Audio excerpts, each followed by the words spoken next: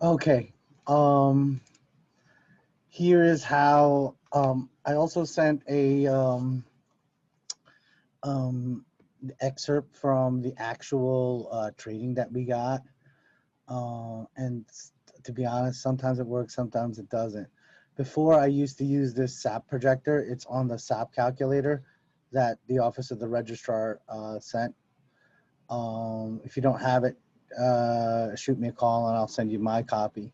We used to use this first tab, but it's not the first tab that you use to project on how many terms can your student make it back. So the example we're going to use is Victoria Robinson. So if we look at Victoria Robinson, she has current GPA cumulative of 1.59.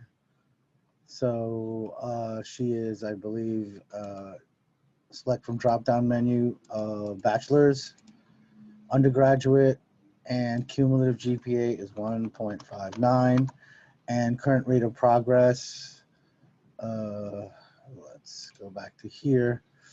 She's has earned credits 94.5 and attempted 108. So 94.5 divided by 108, she has a rate of progress of 87.5. So I take that and I put that in here.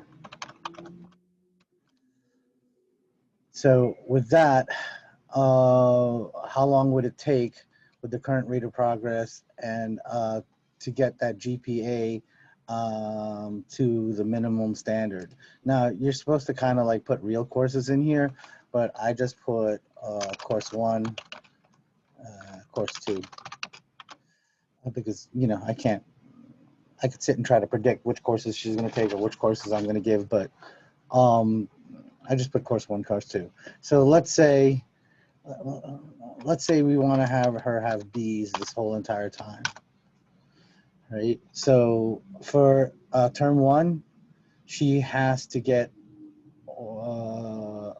she has or this current term, if she gets all B's, which I don't think she did, because I think uh, and that's also another issue.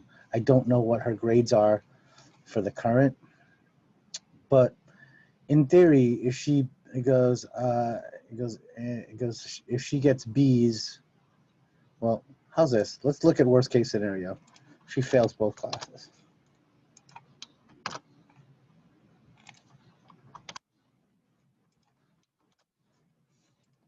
Her current term, which is like term 5. So this will be like term 5. And then for we can even change the term 5. This will be term 1 next term. So whatever course, let's say she gets a let's give her benefit of doubt. Another course. So because you know you don't want to give her like all A's because you know she hasn't done that. I don't think historically she's done that, so it's a little bit too much. But according to this, it goes even if she failed both her current classes, if she gets B's, because the GPA isn't that bad and the rate of progress isn't the rate of progress is good for the number of credits that she's already been taking. So good, it's undergraduate. So she still has time. So you could state that for term 1, she needs at least B's so that she can pass. And that's kind of how I do this. And goes, or let's say, for example, let's give her a break. Okay, she failed this term. She gets C's.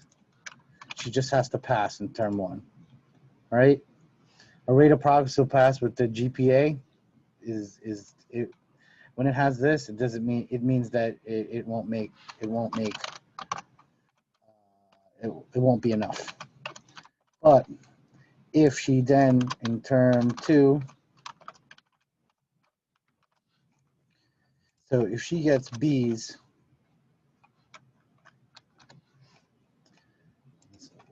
blank, So she's currently, it goes, if she currently fails or withdraws or from her current terms, of course, rate of progress is going to then be a problem. And then also won't be enough for GPA. And still, it goes, it'll still be a problem in term 2. So by term 3, let's say she gets B's. So you could state that the plan is to at least get C's for term 1, then B's going forward, and then in theory, by term 3 to term 4, her assuming she gets all B's. By term 3 to term 4, by term 4, she should be out of danger by the end of term 4, assuming that she gets C's for term 1, B's for term 2, B's for term 3, and then that's when you could say she's on plan. Or you never know. Sometimes they surprise you and they could get an A, and then they get an A here. It might be even quicker, and then it will fall under that that unwritten law that you gotta try to get. They should try to return to good standing, which is the minimum GPA of 2.0 and the rate of progress. What is it? At least 60% for like 90 credits and above, something like that. Okay, so that's actually how I do it and how I figure it out. And then sometimes I just write it out, the plan like this. I used to just copy and paste all of it, but it just gets confusing. So I just state that term 5, if she passes, she fails, right? Term 5, she would need to get at least C's in term 1, B's in term 2, B's in term 3, and B's in term 4 to get back to good standing. And she should get back to good standing, in theory, on this plan by the beginning of. Okay, I hope that wasn't too confusing. If not, give me a call, and we could do it via Zoom or something. All right, have a good weekend. Talk to you soon.